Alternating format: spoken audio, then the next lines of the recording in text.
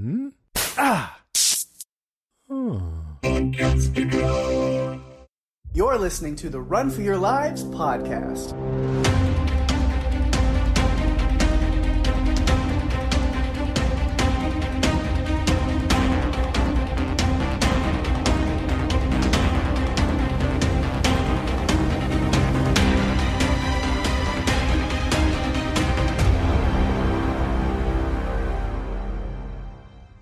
Hey everyone, welcome to the show. I'm Daphne.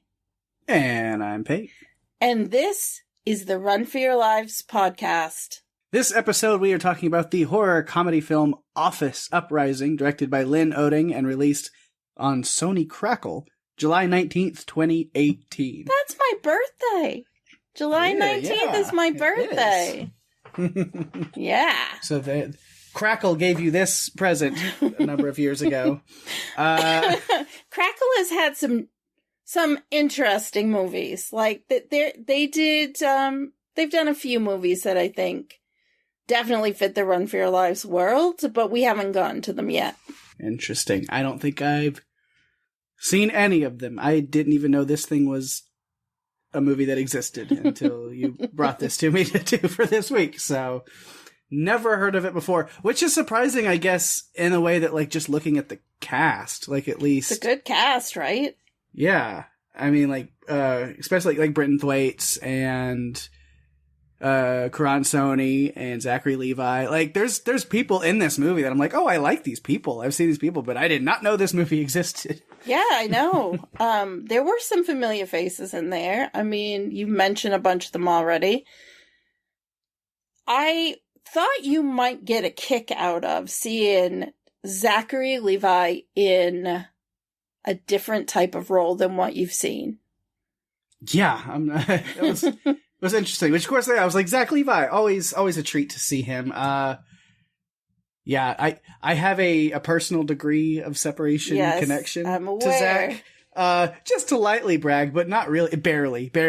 I've never met him. I just know somebody who knows him. Yeah. But I'm used to seeing him, in a lot more of a, like, more positive, leady kind of vibe. Just to see him be the obnoxiously douchey boss who becomes the obnoxiously douchey villain is really interesting. He's very demented. Like, he goes to this place of pure evil, and it's not something that I feel we get to see very often. And I thought this movie had enough humor that it was the perfect movie for us to do this week, to record. Mm-hmm. So I'm excited to do this one. It's kind of part of this, I call it the Unlinked Office Nightmare Trilogy. Okay? Because these movies, there are 3 movies that were all released within a 16-month period. Yeah. We got The Belko Experiment that came out in March 2017. We got Mayhem that came out in November of 2017. And then this one came out in July of 2018. Yeah. No, makes sense that this one came out last, because, not to slander it too much, but clearly they just said, oh, I liked that thing that movie did. Let's do exactly that and not change it at all. Well, did they though? Yeah, they did. I don't know though. I mean, was it a drink? No, yeah, okay, so that's what they changed, and then nothing else. Even with, like, this idea of, like, Desmond's working on a video game and, like, explains, like, working his way up to the executive office as, like, a video game with the final boss situation. It's all, like, I was like, okay, yeah, I've seen this before. Well, and some of the music that was in this movie, too, sounded like 80s video game era music. Yeah. Like, different things would be happening. I'm like, oh, wow. So we're really, we're going up levels, so it is kind of like a video game to me. Mm-hmm. Did you happen to catch the Wilhelm scream that was in the opening? Very beginning, yeah. You can't miss it. Stands out. I think that it had some like Zombieland, you know how he had the list of things that you should do. Yeah. We had our own little list in here, which we will talk about. But then it also has the lovable slacker character. Like, I feel like they all do, right? There's the always lovable, goofy guy. Yeah. So again, he was playing Mike from the Belko Experiment in Mayhem. That's What did you think, though, when the walls started closing and going up? Again, I was like, oh, I've seen this movie before. It's called The Belko Experiment. Yeah. So really, it kind of was a mashup between the two. It was both movies, yes. Yeah. True. I thought we needed it this week, and I think it was a good choice for us to talk about because, yeah, sometimes you just need something that is very goofy, and you can run with it, with the discussion. So, starting off the way we always do, it was filmed in Birmingham, Alabama. This was the 5th film that was directed by Lin Oeding, who is actually more known for his stunt work. He has done these on-screen fights with Jet Li, Chuck Norris, Vin Diesel. I mean, he's really deep into the stunt world. Mm-hmm. You could tell, because there's a lot of stunt choreography and fight choreography in this movie that was really well done. Yeah. CGI, no. That was not as well done. No. But I'm sure releasing on Crackle, they didn't have the greatest CGI budget, so I might give them some slack on that, although some of it is real rough. Tell me this, had you even heard of Crackle? I've heard of them. I've never watched anything on there ever in my life, though. Oh my gosh. Yeah, they've had some interesting movies and random things on that channel. I watched it a bunch, but I got sick of the commercials. So there's no budget or box office info because it is a streaming service film. So we're used to there not being any information. It's 92 minutes long. Pake, bring us a synopsis. All right. An employee at a weapons factory discovers that an energy drink turns his coworkers into zombie-like rage monsters. Who am I kidding? It's just a Belko Experiment themed reskin of Mayhem. So I'm expecting a lot of jokes from you in this one. Maybe. We'll see. Did you notice the man in the opening who did the commercial for Amotech was actually in another movie in my unlinked Office Nightmare trilogy? Oh, yeah? He played the voice. And the man behind the curtain, basically, in the Belko Experiment. Yeah. That's right. Yeah. So he decided, I did this one. It was a lot of fun. Why don't I go do this one? Because I can do more than what I did in the last one. Yeah.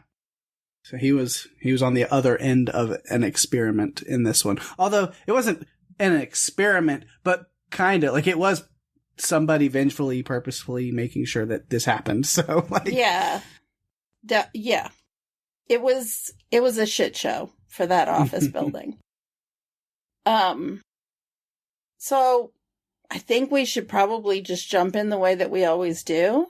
All right. I did have like a random note that I didn't get to where I was, instead of talking about what movie we're actually covering, I was just going to kick it off by saying, this week we're covering a video game in which a group of paper sellers in Scranton, Pennsylvania battle to the death, because that's what it definitely sounds like it is. I see where you went there. I know. And now I want to see that game, even if it's just a mobile game. Like, yes. The Office with that logo, and then like, Uprising. Oh my gosh. You know, I was at the collectible shop in Rochester, which I go to every once in a while, to pick up some Jurassic items. And I almost came away with a Lego Office packet, basically, that was like $100. But nice. And I was just like, but it's the whole layout of the office. Yeah. I feel like I need that, cool. But I didn't get it. If it had been Parks and Rec, because that's so fresh in my mind, I don't think I could have left without it. Right. because it's still fresh. However, we're not here to talk about comedy TV series. We're here to talk about Office Uprising. Oh, yeah. Although I might have another reference to another comedy TV series, another wonderful NBC sitcom to throw later on. We'll get to it. Well, our listeners should just grab their can of Zolt and join us on this adventure that we're going to take them on. Ooh, I don't know. I don't know if you should do that. Well, you could drink a little. There might be antidote for a little, but you can't drink the whole can. Step away from the can, Pake. I'll stick to my Coca-Cola spiced right here. This is what Coca-Cola spiced? Mm-hmm. Oh, I thought it was just a Coke Zero. No. So what is special about spiced? Raspberry spiced, whatever that means. Is it good? It's like, yeah, it's very good. All right. It's like a little bit of raspberry flavor, and then like the spiced is kind of like a, I don't know, like a clovey, anise kind of wintry spice. Yeah. So it's not like the Beverly. Somewhere out there in the ether, there's a video of Pake trying the Beverly. And Pake likes just about anything. Did not like the Beverly. I did not. I'll pass on that one. So. All right. Let's get to it. Let's talk about this one. I've got some notes. We got like a good cast of characters, but I kept it mainly light. But we'll start with, I guess, Desmond, whose last name I didn't bother to write down, even though I got yelled at him Brimble. At the end. Desmond Brimble. It's a weird name, and I was like, he's Desmond. Yeah, so he was an interesting main character. Like I said, it's Mike from the Belko Experiment, except maybe a little more slackery. Just caught in this. Yeah, he's chronically late and unmotivated. I mean, like you see the first thing he does, he shows up late to work, unprepared. It sounds like this the key card thing happens all the time. And when he finally gets into work late, first thing he does is open up a video game on his computer, which then going back, it was like, well, at least the video game was like his own personal project. And then seeing the like dynamic of the office, I was like, okay, the more I see of this, yeah, fuck this entire building and company, get paid to do the video games. Yep. Literally anything else. That I'm more on your side on that now. Yeah. But the kind of thing that kicks things off at first, which ends up not being a big deal, but where he finds his mind, which is what keeps him up late at night to be late again and not be paying attention to when things have changed, is the fact that he finds himself having to earn keeping his job through this merger that's apparently happening, which makes him care about his job for maybe the first time ever. Well, picked the weirdest time to finally care, but you know why he cares. Oh, yeah. Yes, because Samantha is there, working there, a friend of his from school, and whether he wants to admit it or not, she's definitely the main reason he's working there at Aerotech. Yeah. He denies his feelings for her at first, and it's like, yeah, come on, it's very obvious. For sure.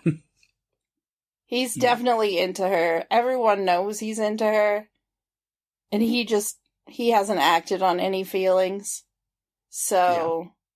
He realizes that he doesn't want to lose his job because then he won't be seeing her every day. Yeah. So he actually has to try. Yeah, although he went 2 for 2 at first on attempts to do this project, just ending with typing the Clayton Project and then that being the extent of the document for the time being. The first time, he just didn't care as much. But then, of course, the second time is because the cutest little Yoshi appeared and it was definitely Mario Kart time. In real life. Yes. That was kind of cool. Can you imagine doing that? Like with carts? Yeah, I've always wanted to have chair races. When I was working in an office, I wanted to have like office chair races because we have a big open space and I thought it would be fun.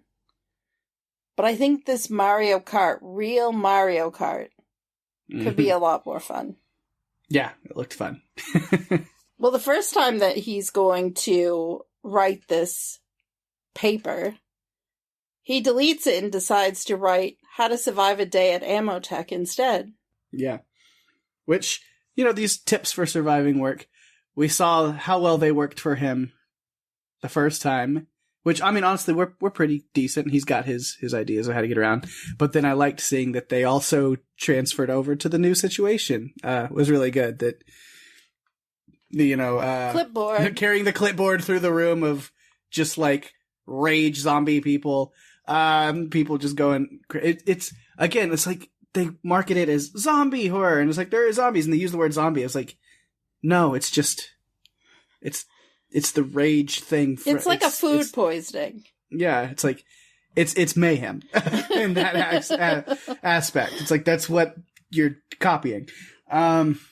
You just gave them a different reason that they have it, is because they drink this energy drink. Yep. Zolt. Yeah. But like, I love that, like, he's like, how am I going to get through there? And then just the clipboard works the same as he's walking through with the clipboard and they all just ignore him. It's like, that's pretty funny.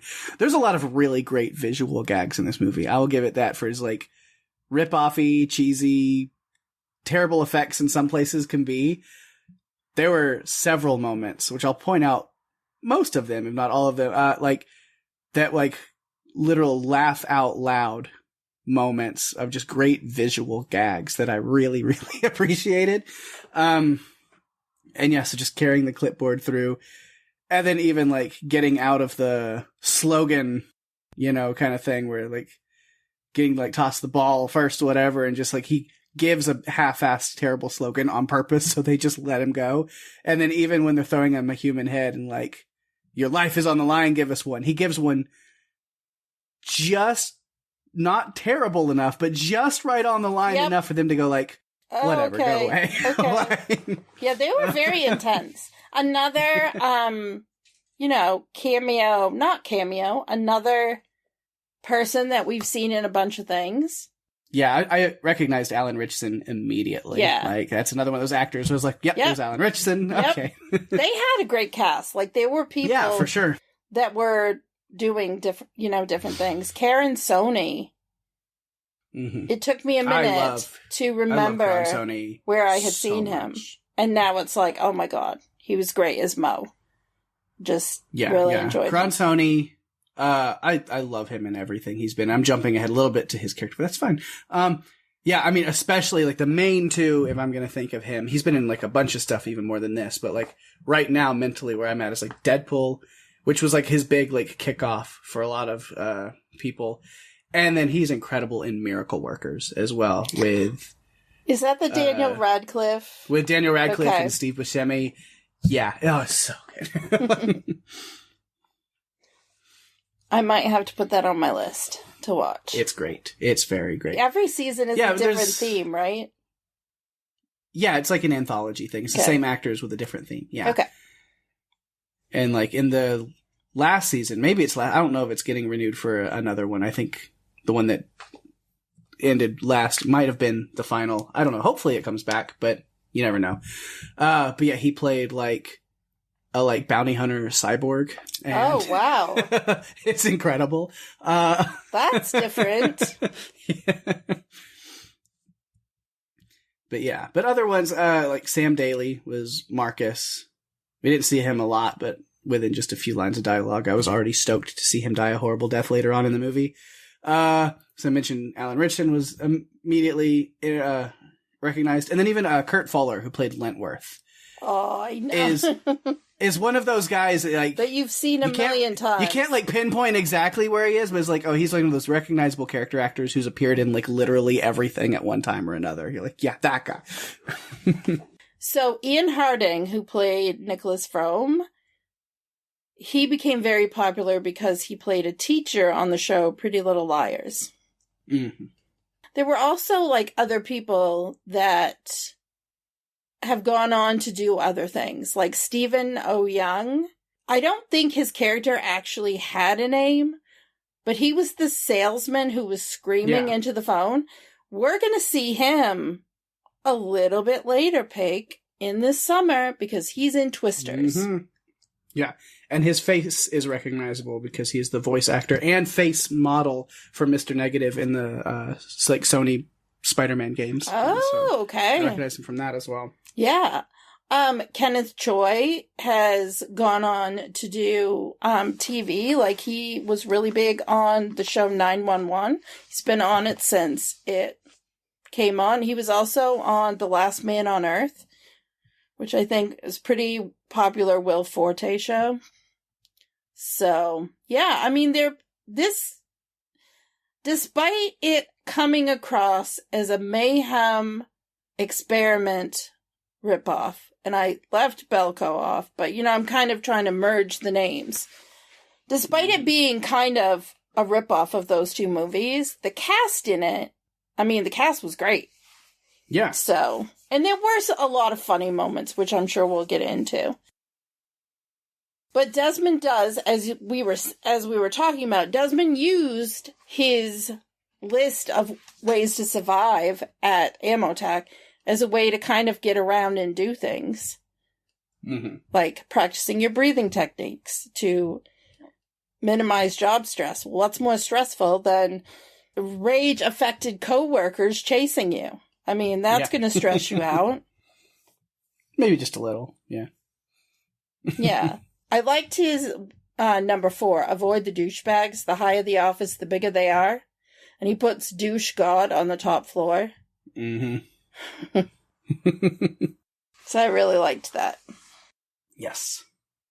Yeah, so again, I'm a little lighter on notes, so I'm just kind of getting into the survival aspect of once things have kind of hit the fan and everything's going down. Just a lot of his those good, stupid visual comedy gags that I mentioned. I think one that is my favorite, I am very pleased because I saw it and then I was like, I'm pleased that was left in the movie, because I was like, they easily could have edited that out because it was useless and meaningless. But the fact that they kept it in made me very happy because it made me laugh a lot. It's just the quick shot of them trying to shove Sam strapped to this dolly up into the ceiling vents. Killed me. It's so funny. And just because they could have taken it out, because it literally was just a quick little visual gag, and then they're like, this is not going to work. And then they just moved on to something else. But the fact that they kept it in and included it to make me laugh so hard, I'm happy. I'm grateful. I had a feeling you might get a lot of laughs from this one because Morad or Mo had a ton of lines which we'll talk about once we get to him. There were some pretty funny things. Some of the dialogue was funny. Yeah. A lot of his moments. Yeah. I think maybe the best was them dealing with, the receptionist, and assistant Helen. Oh my god. To open the door. Yeah. But later, even when she's infected and they don't want to hurt her, but they just don't know. And then they have this whole moment of them just injuring this elderly woman. And multiple times, they injured her to the point of transforming her into a skinnier, taller stunt performer. I know. It's crazy. Amazing, isn't it? How that can happen? Yeah. Yeah. We should mention that all of this madness really started because everyone was pulled into a motivational seminar at 4:00, which Desmond left to go work on this report and then got sidetracked, as we talked about with Mario Kart. Yeah. That everyone else stayed. They all stayed at work and drank. They were given this bad batch of energy drink on purpose because of a disgruntled scientist who had his work stolen out from under him. So he decided to purposely release the bad version that he knew was going to have these horrible side effects. Yeah. As what the CEO, whatever Mr. Gaunt says, is a final fuck you to the company. Well, and he got away. He got away. He drove off. He didn't get any coming back in that next morning. He's just sees him peeling out I'm gone. Good luck. Desmond, when he pulled up to the gate, the guard wasn't there, but he was still looking for a badge that he can't seem to find. And I get it with the badge. I can't get into my office building if I don't have my badge. but I don't go in very often, so I mean, my badge, I keep it in the same place so I don't lose it, but yeah. Yeah, which leads to, that, like, classic, another kind of one of those comedy gags of this, like, clueless character with carnage and horrible things all around them, and they're just, because they're so single track mind on something, that they're just walking past it and not even recognizing it, the way he just slinks in, goes to his desk with bodies and mayhem and carnage everywhere, and he's just like, oh, just here. Like... Well, he wrote the report, but there were 1,920 spelling error or issues with it. Like, when he printed it to take it in. And, oh God. Adam Nussbaum, who of course is played by Zachary Levi, which if you just put the A and you don't put the full name, it's just Anusbaum. Yes. Which is great. Amazing. Unfortunately, one coworker brought in a report with lots of mistakes and ended up with a lot of lead in his back, and I'm not talking about bullets. Pencils. It became a pencil push pin cushion. There's a lot of words to mix together into one. Yeah. I don't know if you can say it 10 times fast. I'm not going to try. No. Probably not a good idea. I'm good. Yeah. Well, I don't have much other notes for Desmond. I do have a few more, but it's not till like we get more to the end of everything. So I'll let you fill in the gaps before that if you've got other stuff to say. Well, it's not a typical day at the office now that everyone is now rabid. Not in the way that the zombies in 28 Days Later or 28 Weeks Later. It's not like those zombies. This is a whole other world because they're just infected by something that was in the Zolt. So they do still have, even though their brains are pretty scrambled, they're still in there. Somewhat. Yeah, like they're speaking and talking, and it's like their own triggers and thoughts that are causing things. Yeah. But as Dr. Fromm says, it's like, because they took like the full dose, like their prefrontal cortex is so beyond screwed that like they'll never come back. They'll never come back from it. Dead, like, as far as like, that is, they're done for. So they're kind of zombies in that way, but also not at all. In any way. Like, it doesn't take a headshot to kill them.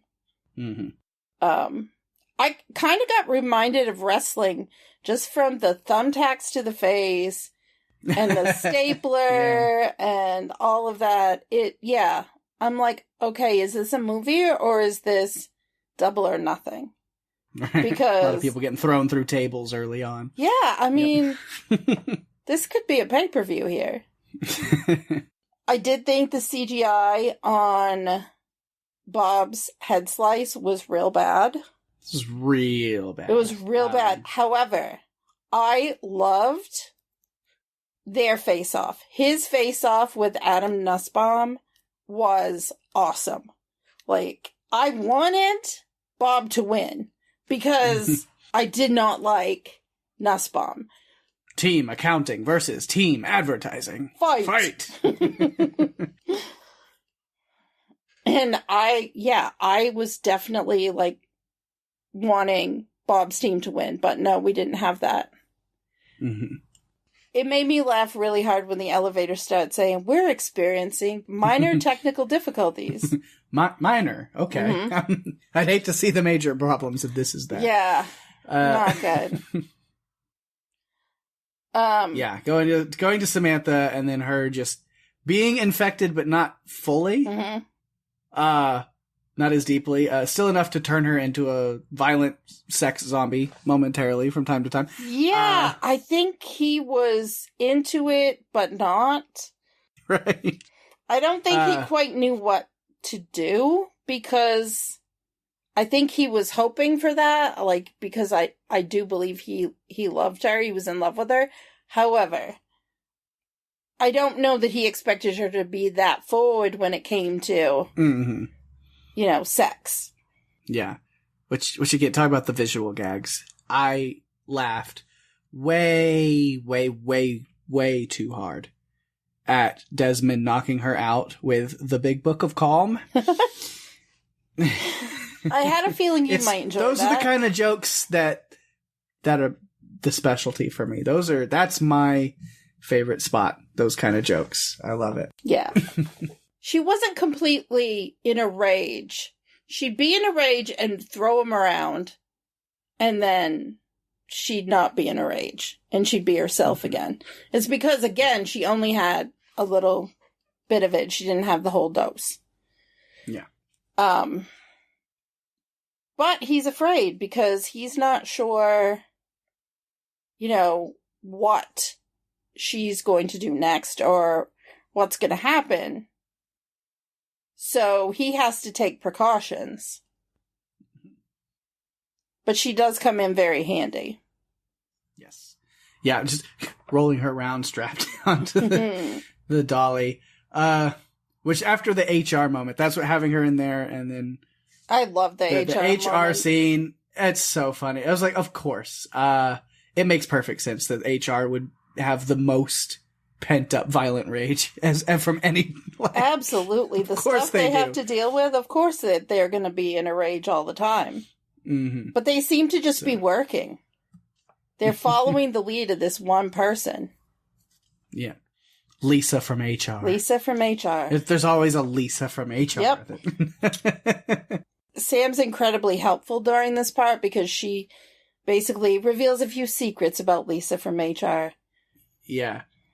Yeah, it was after that I'm like, okay, maybe we can unstrap her from the dolly now. Although, in that moment, there was some real rage that came through while throwing Lisa under the bus. But she was able to keep it mostly cool. Like, you could see it coming through, but, like, she was able to roll it back to where it's like, okay. So, she saved her friends there. She even managed to save Lentworth and his severance package sweatshirt. Oh, my goodness. That's what he got. Mm-hmm. He was leaving. And he was freaking out because he has kids in college. He has all these things. He needs his paycheck. But we should mention that Lentworth, Morad, and Desmond all work in the same, cubicle area. Mm-hmm. And so they know each other. So throughout this, Desmond is getting reconnected with his friends. In true video game fashion, Desmond is going up from one floor at a time to get to the top floor. Mm-hmm. Because he wants to get to Franklin where, so he can figure out what's going on. Yeah, and they can undo the security shutters on all the doors and windows that went off. Yeah. They got to get themselves out of the Belko experiment situation.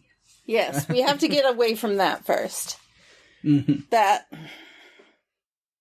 I had done some research and I looked on Reddit, and someone on Reddit actually asked if it was the same building, and I'm like, no, because it was just shaped it. They're both buildings are just CGI creations anyway. Yeah.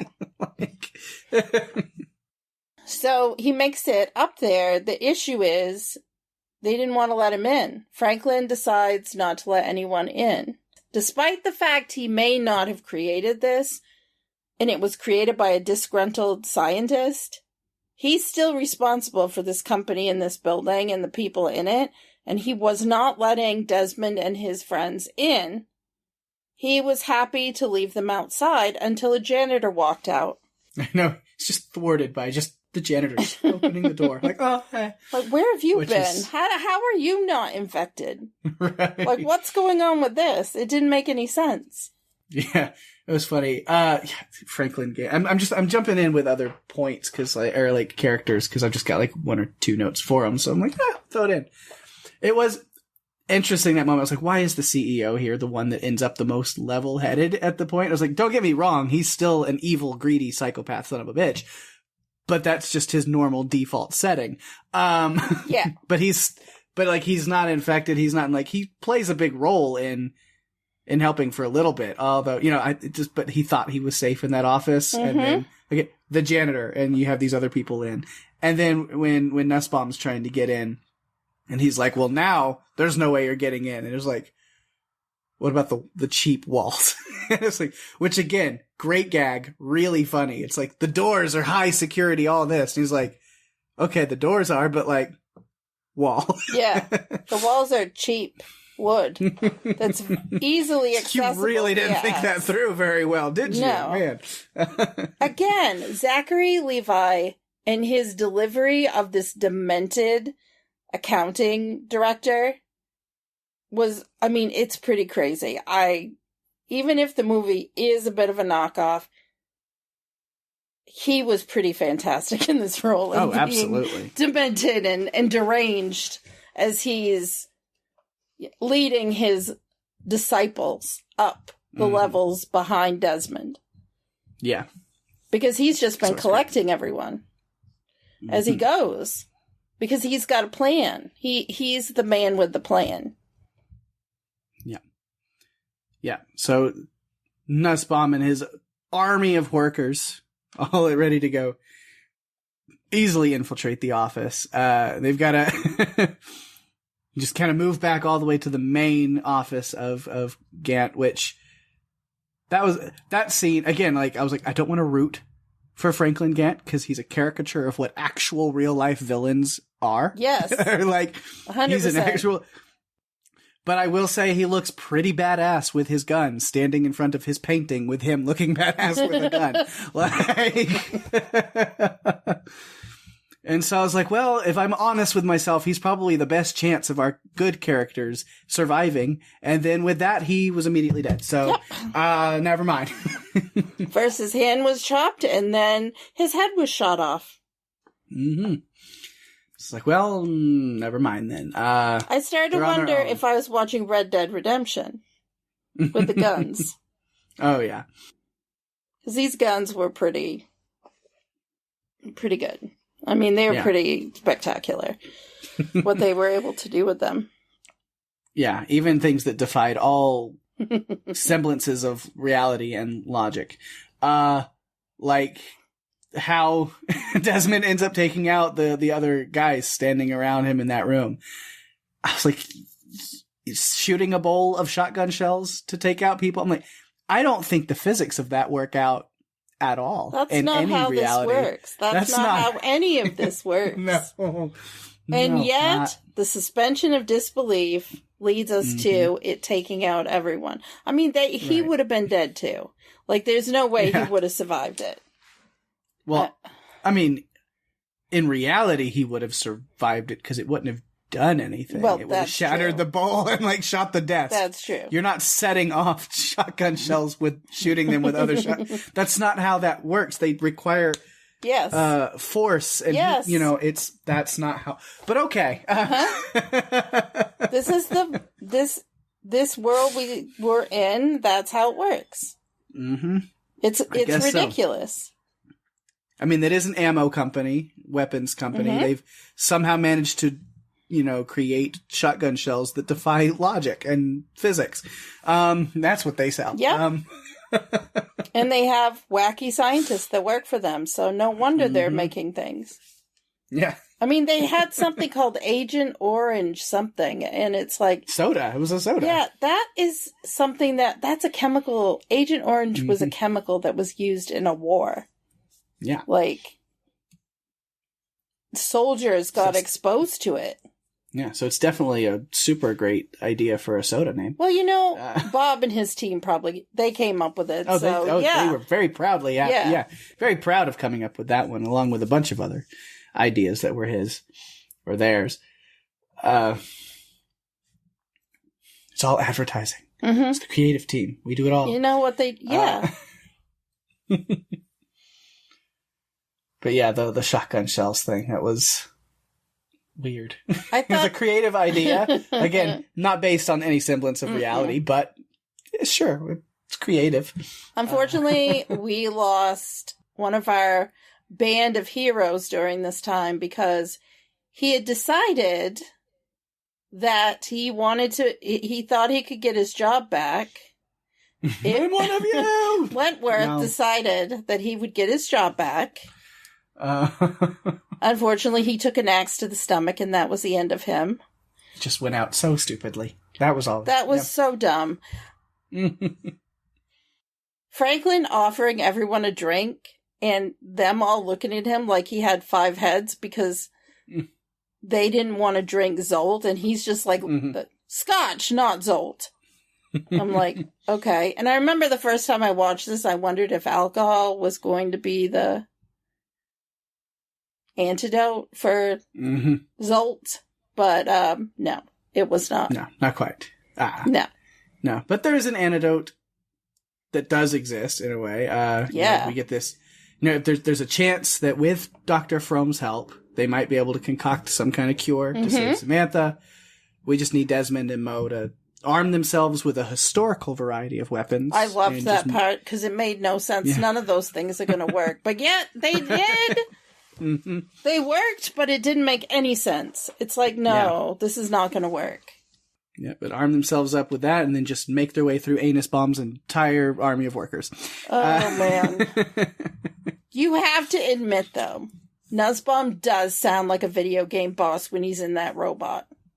Oh, yeah, absolutely. He does. He sounds like... He reminded me of a mix of Starkweather. There is this game that Chris used to play called Manhunt. And Starkweather, who was voiced by the amazing Brian Cox. Nussbaum reminded me of him and something else, but I can't put my finger on what the other one was. But to me, he's the final boss. I mean, this movie was like a video game itself. Like all the different challenges and things that happened. It was very much like a video game. It's like going up levels in a building and people are dying and the music, it all really was just a video game. I'm surprised they didn't make one after this. Right. But I couldn't find any information I couldn't find much information on this movie at all. But again, it's a Crackle movie, so I mean, it's not going to be out there. No. It was interesting, though, to see Desmond and Mo especially just, like, really step it up and become way more capable than they ever would seem to be. I mean, the sales floor, SmackDown, clearing all of that out earlier, and then even dealing with all the people down here in the warehouse, like, blasting their way through a warehouse full of parkouring soda addicts with a murder rampage going on. And they did it. I know, and their poor friend, they had to watch it to their friend Ralph. They're like, Ralph! And he drops a whole bunch of Zolt, and so Nussbaum tells them to kill him, like everyone to kill him, because you're only as strong as your weakest person, and Ralph drops all the Zolt, and so he said, kill him! And so they watch him die.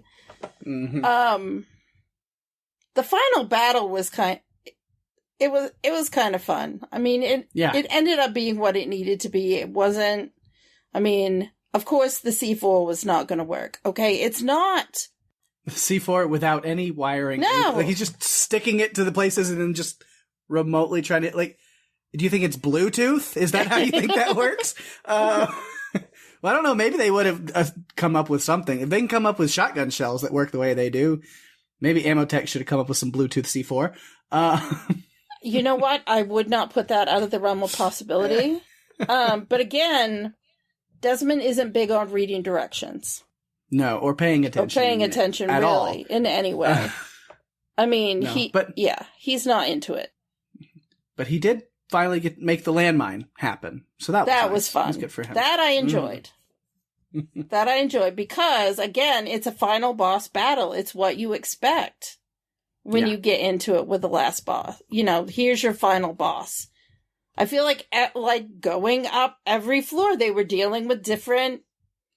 It's like Mario Brothers, when you're going through the different levels, and then your princess is in another castle. It's like, you go through... The castle's in the basement. It's the warehouse now. Well, the whole reason that they ended up having to go to the, warehouse is because... The good doctor told them that that's where the B5H2 antidote was. Which, once it was grabbed and Mo was able to get out there with it. I was like, man, that antidote worked really fast and easy, completely off screen. How convenient was that? I know. Again, suspension of disbelief. It's like the timing of that. It's like he ran into the room with it, threw it at her face, and then she was magically healed and came back down with her. Yeah. With him. Like, that's how fast it seemed to have worked. And fired a shot at a time to save his life. Okay. That's wonderful. It's like they were just putting it all together. Of course this is how it's going to work. Of course this is how it ends. Because this is what we're left with. I mean... We just got to real quick get them all back together, blow up the bad and guy, then walk out the front door. Walk out the front door, the whole building on fire, and then after that I was like, wait, what about the doctor? What about Frome? What actually? It doesn't matter. I thought about that for 2 seconds. Mm-hmm. I did. Like, what about him? Nah. Yeah. It's okay. Yeah. For what this movie was, it was fun. Was it mayhem? No. Was it Belko experiment? No. Was it fun and goofy and ridiculous and a fun watch when you need one? Yeah. Do I watch it all the time? No. No. Because those other 2 movies exist. Exactly. And are the exact same movie, but better. Exactly. So I do love Jane Levy. Have you ever seen Castle Rock? It's the Hulu TV series based on Stephen King. It did 2 seasons. She played Jackie Torrance. Okay. Yeah. I remember that. And now. Yeah. when was it season 2 when it ended and she was driving off? All I could think was, will you give us a season 3 that's about her going to the Overlook or going somewhere? Because I want to see that. That's what I want for season 3. But they didn't come back. No, that was it. I enjoyed it because it was an interesting show because it was like based on Stephen King works, but its own complete like unique spin-off stuff that wasn't based like they took Stephen King's work, like they took especially that season 2 was a lot of like Misery. Yeah. But then it was like an alternate universe kind of version where it's not actually canon with Stephen King stuff. It was like, but what if this was also in another kind of universe? It was an interesting show for sure. I feel like they took some liberties, but they also just kind of flipped it on its head. And I thought it was fresh because Stephen King has had a ton of movies. I mean, he wrote a ton of books. There have been a ton of movies. A lot of them are very similar as far as whether or not they follow the book. With this series, I felt like it took liberties in a good way and flipped things on its head in a way that I hadn't seen. And I appreciated that. Season 1, I know there was references. There was definitely like Dark Tower references all throughout. It was but it was kind of its own little thing that had some like characters and things that tied in. But yeah, season 2 was very interesting. I know it's a weird tangent, but like, I will say if people haven't seen Castle Rock, then definitely check it out. Yeah. Because season 2, like I said, it was Salem's Lot meets Misery with a little bit of The Shining and its own hodgepodge of insanity. Yes. It was really cool. Yeah. I do recommend, especially to get to season 2. Definitely watch that show. Oh, yeah. And Bill Skarsgård. Bill Skarsgård. So, for sure. Am I wrong, or didn't Rima and Sean cover it on Strange Indeed? They did. Yeah. Mm-hmm. So if you need an accompanying podcast and you want to watch it, you can check out Strange Indeed, which Pake is recording with Rima now and has been for the last 4 years. But before Pake, it was Sean, and I thought they covered it. They did, yep. So people should check that out. But getting back to Office Uprising, that's pretty much... I mean, the last Desmond thing that I have is him calling out Nussbaum and saying, "Bring it, Anus Bomb." Mm-hmm. That was really funny. Yeah. Again, the dialogue was funny. There were some funny moments. Oh, yeah. But now that we've kind of gotten through Desmond, we have to go to Mo because I have some really ridiculous things about Mo that I loved. Yeah. Yeah, he was fun. Again, Karan Soni, huge fan. And he cracks me up in anything he's in. He's really fun. He's safe, of course, from this whole situation because he's fasting for Ramadan, so he's not drinking an energy drink. So at least, we get to add to that because it was just Desmond and Samantha, and then they run into Mo, and now we have another completely stable, at least somewhat mentally, team member to join into that. And he was fun. I like his interactions with Desmond a lot. He's gosh. He's the best, third best friend anyone could ask for. You know what was interesting is when they had the conversation about Desmond should quit and leave so that someone who really wants to be there can keep their job. And I'm like, I'm sorry, Mo, but I think you're going out the door too. Like, I think, Lentworth is just one of many in this department that are going to go. Yeah. So, we didn't get that far, though. Mm-hmm. Yeah, and I talked about the sales room rumble, which was funny. Again, just like obviously, like Samantha goes rage mode and takes out a bunch of people. Desmond is doing his stuff. And then we have Morad taking out a couple of people on accident. And then the one person that he takes out on purpose was normal and not infected at all. But he doesn't know. And it's, again, those gags. It's so funny because he's like, okay, I did that one. And you see Desmond trying to explain. He's just like, no. Oh, actually that guy. And he's like, yeah, he was trying to kill you and I saved you. And he's like, I can't tell him that. He's like, you know what? You're right. It'll break his heart. Yeah. Well, because before that, he was yelling at them. Please stop impaling yourselves. And you know what that reminded me of? Tucker and Dale versus Evil. Why do these college kids? I'm just like, what? This is a Tucker and Dale moment. And then it got me to thinking, we really should have some type of category for dynamic duos. Because honestly, Tucker and Dale absolutely would have won. Oh yeah. They totally would have won. Desmond and Mo would definitely be strong contenders. I feel like maybe we might have to consider that. Maybe. I don't know. We don't have enough. No. In a season. I don't know. We'll see. We'll see what we end up with this season. Mm-hmm. But yeah, Mo lets out that inner warrior within. Not the one that he was showing Desmond his war face. That felt a little different than a warrior. Yeah. But he finally is able to let it out with the flamethrower.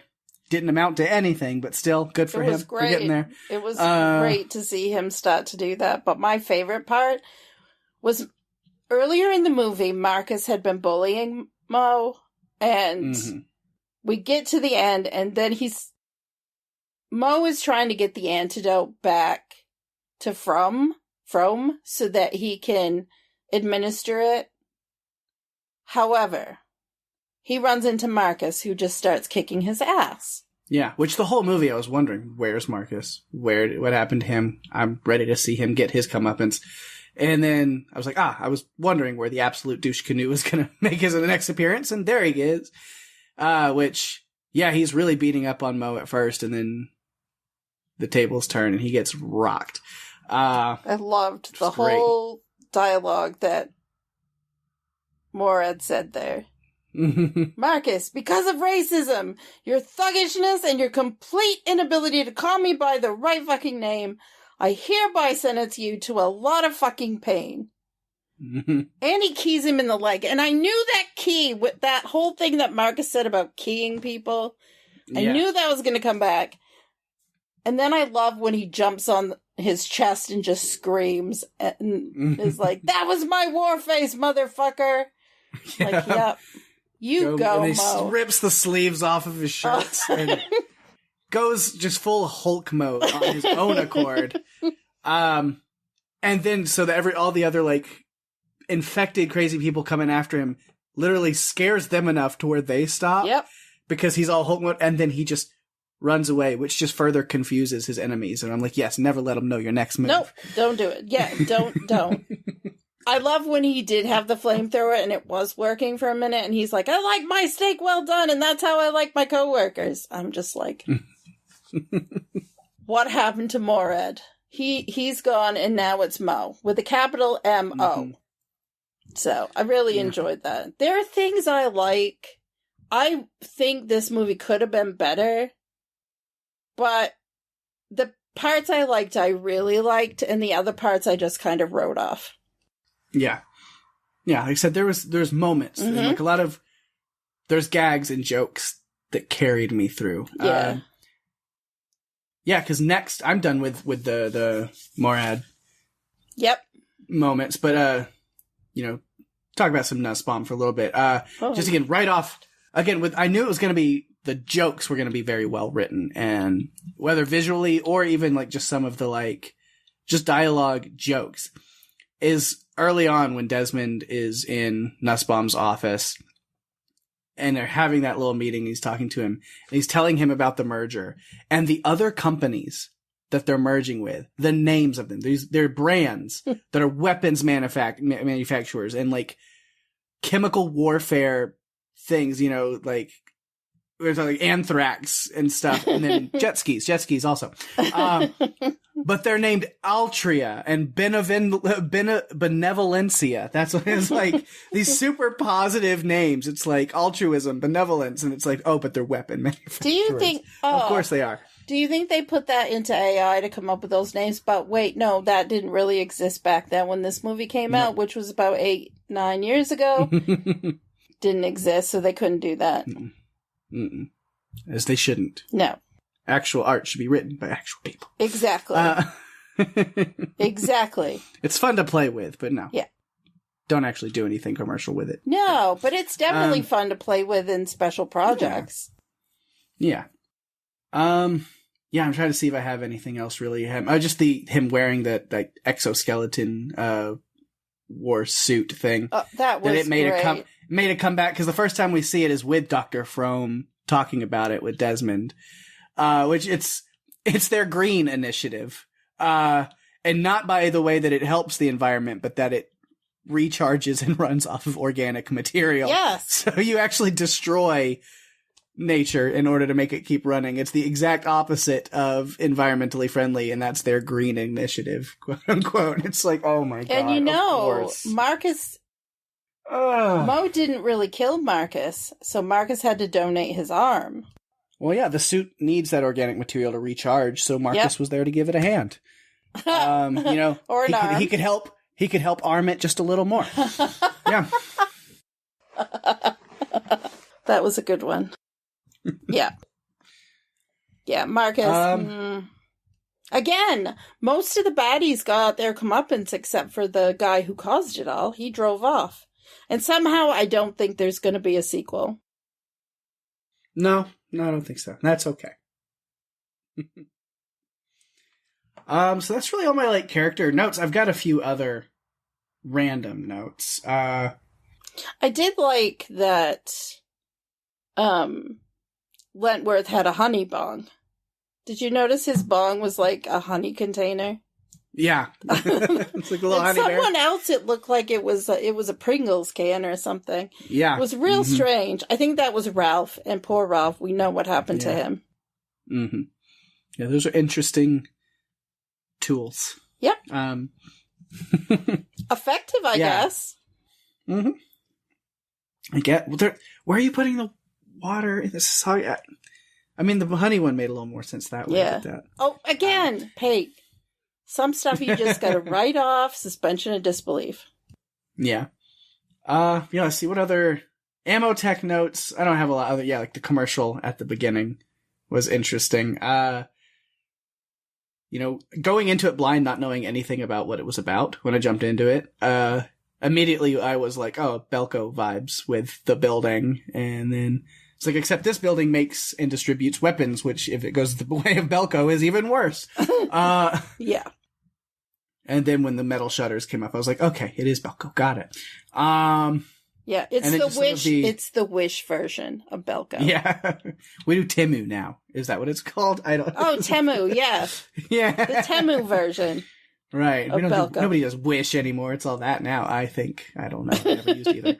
And then the rage zombie monster people, whatever. Tainted energy drinks. The rage virus of their own. Yep.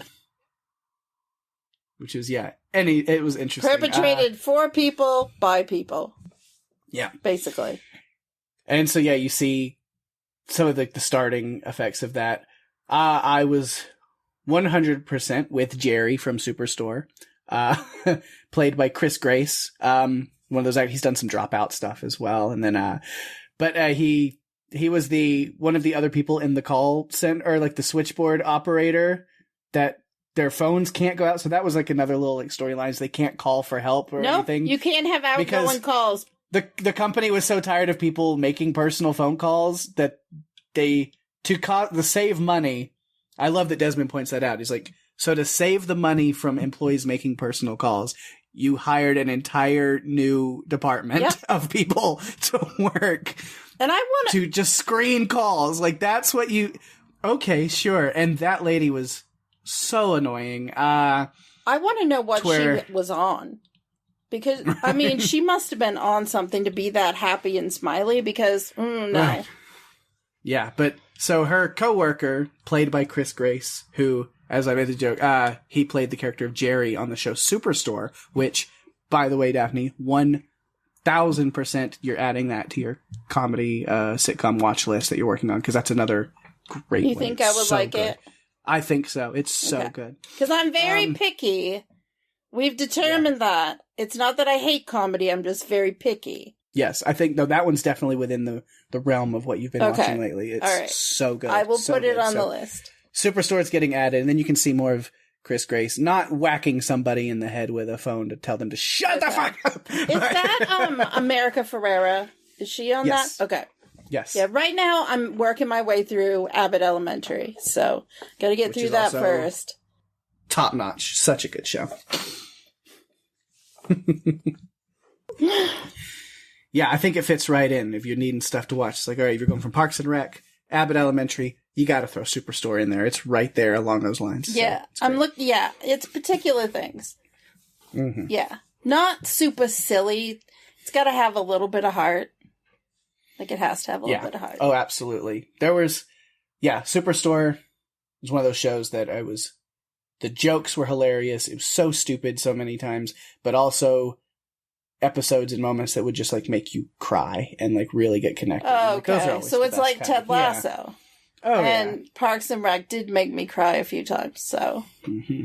But it was good cry. Like it was, Schitt's Creek was always good in that way. Like, heart. Man. There's heart. Always need more good shows like that. Yep. So I think the only one running right now that I'm really sticking with is Abbott Elementary. And they're between seasons right now, so I gotta wait. Yes, but they'll be back in the fall, right? I hope so. I bet I'll be caught up and I can watch it as it goes. Mm-hmm. Imagine that. But yeah, I think that's it. Pretty much it. I don't see anything else. No, I feel like we've talked about everything. Nice. I thought this would be a really good one for us to talk about this week. So, and next week's movie is going to be even more interesting. Oh yeah. Well, I'm sure we will talk about that in just a little bit. We will. But first, before we can talk about that, obviously we gotta answer the feedback phone and see what's going on there. Yeah. All right, we do have one piece of feedback this week, and can we guess who it's from? The most loyal, wonderful listener and feedback person ever so far. Not that I don't like everybody else, but you guys got to step your game up a little bit, because of course Catherine's coming through this week as well. Always looking forward to that. Always can rely on that. And she says, I hadn't heard of Office Uprising, but loved every minute. The gore was horrific, the humor was corny and crude, but there were a few CGI scenes that made me wince. Yeah. But it was so much fun, and I could easily watch it a dozen more times. There were some cool camera transitions, like Desmond's shift from back alley Mario Kart to sleeping at his laptop. While I loved all three main characters, Morad was my favorite. He reminded me of Carol as he gained confidence. He also had the best one-liners, even if most were pretty corny.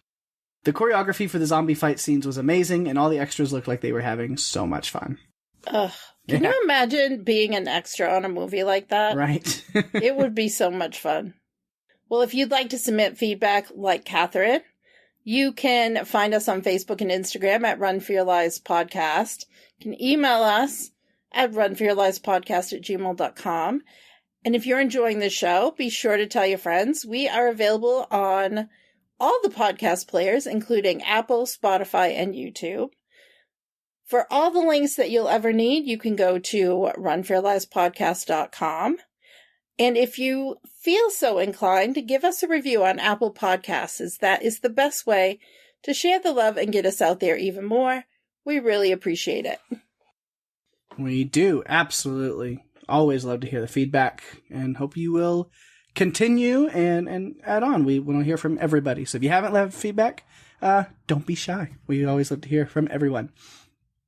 Of course, speaking about those sharing the love kind of moments, I got to give those shout outs to things going on in the Podcastica universe around us and beyond. Lots of great stuff going on in Podcastica. Of course, my other podcast, Strange Indeed. We are barreling towards the end of this final season of Sweet Tooth, and I don't want it to end. I'm gonna miss Gus and Big Man so much, but we're getting down to the final few episodes, so you can go check out our coverage of episode 6 right now of 8. So we're getting there, but it's been a great journey. It's been a great show to cover. I've had a really great time talking with Rima about it, sharing all the funny moments, the highs, and all the sad emotional lows. But it's been great. So it's a great show. So if you're not watching Sweet Tooth, go do that. And if you are, go check out our podcast if you haven't, because we're having a great time over there. Of course, other great Podcastica stuff going on. The cast of us have been doing their Walking Dead rewatch, but this week, because Jason took off to go over to Scotland and meet up with Lucy and some other people, we had like a kind of Scotland and UK area meet up for a lot of like listeners in that area, and did some cool stuff that they did there, which is awesome. I hope to be able to do something like that sometime, because I need to go to that area in that part of the world. I would love that. But yeah, super cool that they got to do that. So they took the week off of their rewatch and handed it over to our Welcome to the Apocalypse team in character. So we don't get Randy, Jenny, and Rob. We got Margaret, Elizabeth, and Angry Adam rewatching and covering the first episode, the pilot episode of The Walking Dead, and giving their thoughts on it and seeing how it, compared to their real life in the zombie apocalypse and what they're really experiencing. So that was a lot of fun to listen to, and I highly recommend going and check that out. And plus, just Welcome to the Apocalypse, go check that out. The first season is done. You can binge through those, and it's hilarious and great. Those guys are incredible. And then also, because Lucy and Peter are also doing the Bear podcast, Let It Rip, the Bearcast, they took the week off as well, hanging out with Jason and Karen and David and everybody over there. So they did put up a little bonus episode over there you can check out, where the whole, Lucy, Peter, Karen, David, Jason, all getting together and talking about their get-together, their trip, and all the food and things that they've eaten while there to keep in line with the food podcast of the Bear. Little bonus episode, and then they'll actually be covering episodes 3 and 4 together next week to kind of catch back up. So you can check that out, but I'm excited for that. I've got to watch episode 4 now, so I can make sure I'm ready for both of them. We'll do that tonight, I'm sure. So yeah, check out that stuff. Great coverage and fun conversations going on over there. Of course, House of the Dragon Season 2 in full flight. Just dancing around those dragons. It's been... Holy cow, what a season. I don't even know what to say. It's been so brutal, yet so great. And yeah, Dragoncast has been doing an incredible job of covering all of that. Wendy really at the helm this season, doing a great job. And, usually Veronica and Rennie have been there with her, but they're taking this week off, and to fill in, we've got Sam, who was doing a lot of the live reactions over on YouTube, which they're not doing weekly right now. I think they're going to come back and do the finale, the live reaction, so make sure to check that out. Sam's doing a really good job over there, and Sam got to be on the podcast this week alongside returning host from season 1, Kristen, was on this week to also talk about this episode, which was great to hear her back again and talking about House of the Dragon. So yeah, and then Rima's going to be on next week, I think, so definitely go check that out. But yeah, House of the Dragon's been great. Check out Dragoncast. Penny and Greg talking about Extraordinary, the Hulu show, I believe. Yeah, Yeah, just go check that out. They are in season 2 there with episode 6, Jen versus Nora Ultimate Showdown. So you can check out their coverage of Extraordinary there. More Penny as well, teaming up with Kara to do the Buffy rewatch over on Still Slaying. They're still in season 3. This week, episode 20, The Prom. I've been building up to this one quite a bit. They've been doing a lot of different posts and talks with listeners and stuff. This one's a big one, so definitely check that out. Actually posting photos from their own proms. Yeah. It's been interesting. There were pictures, too, of Jason and some of the other Podcastica hosts, I think, in that mix. So yeah, lots of great Podcastica stuff for you to check out. And then outside of Podcastica, always give our love to the TV podcast industry's fellas, because those guys are incredible. Do just so much work with a lot of great shows, and they are working through The Boys season 4, which the finale aired this week. So you can go check out their coverage of that soon, if it's not already up. And yeah, wrap up another season of The Boys. So yeah, I know Derek and John have been doing incredible work over there, so go check those out as well. And then lastly, if for some reason you want more of me and Daphne, please do. Go check it out. It's going to be a lot of fun, hopefully. We have teamed up with our good friends Jerry and Jeff to do another podcast outside of the realm of TV and movies a little bit. And it's just kind of a banter comedy podcast for us to just get together and just talk about whatever's on our minds, just kind of joke with each other, try to make each other laugh, talk about what's going on in our lives, and of course center it all around a game that each of us gets to bring and run each week. Really just to kind of, a lot of the games end up being just kind of prompts to get things, funny conversations and things going. And it's been a lot of fun. So we're having a blast with that. And we would love for you to go check that out. It is called Buffalo Podcast. You can get all the information at buffalopodcast.com. But aside from that, since you're listening to this podcast, we know you'll at least check this out. And we will be back next week for some more fun stuff for you. Daphne, what are we doing next week?